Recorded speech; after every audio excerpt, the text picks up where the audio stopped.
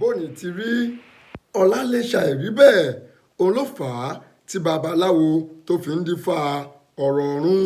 Ǹjẹ́ a kí yín káàbọ̀ lónìí sórí ẹ̀kọ́ èdè Yorùbá wa níbi táwọn ti máa sọ̀rọ̀ nípa àṣà ní ilẹ̀ Yorùbá, àwọn àṣà tí àwọn Yorùbá ní, oríṣiríṣi àṣà, onírúurú àṣà, ogunlọ́gọ̀ àṣà òun ni ó wà láàárín àwọn baba ńlá wa, látòrí àṣà iṣẹ́ ṣíṣe, àṣà ìgbéyàwó, àṣà ìranra ẹni lọ́wọ́, àṣà ìsọmọlórúkọ àti ìkómọjáde, àṣà ìsìnkú, àṣà oge ṣíṣe àti àwọn onírúurú àṣà bíi àṣà ìkíni.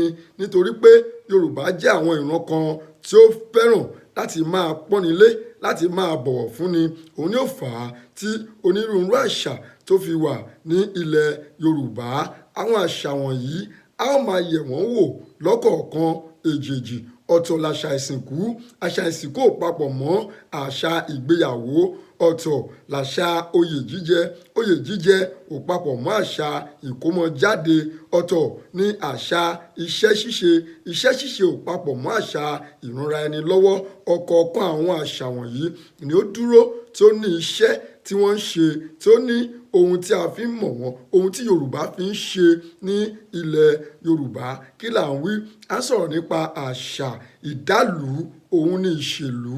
Òun ló fa àṣà tí àwọn Yorùbá ní lónírúurú ní ọlọ́kan òjọ̀kan.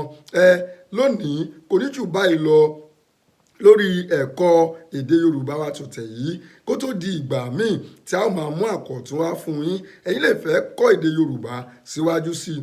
Ẹ yẹ̀ wá wò lórí àwọn ayélujára wa, lórí Instagram @Yorùbá Clinic, lórí Facebook Yorùbá Clinic, lórí Twitter Yorùbá_Clinic, lórí YouTube Yorùbá Clinic TV.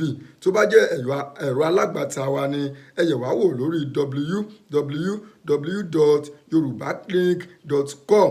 Ibẹ̀ lẹ ti ní àǹfààní àti kọ́ èdè Yorùbá síwájú sí i. Kó tó di ìgbà míì tí a máa mú àkọ̀tún wá sójú ìwòran yín, èmi atọ́kùn yín àti olùkọ́ yín Ọláìyá Àyìndé Ọlárẹ̀wájú, mo wí pé ẹ wà ní àlàáfíà.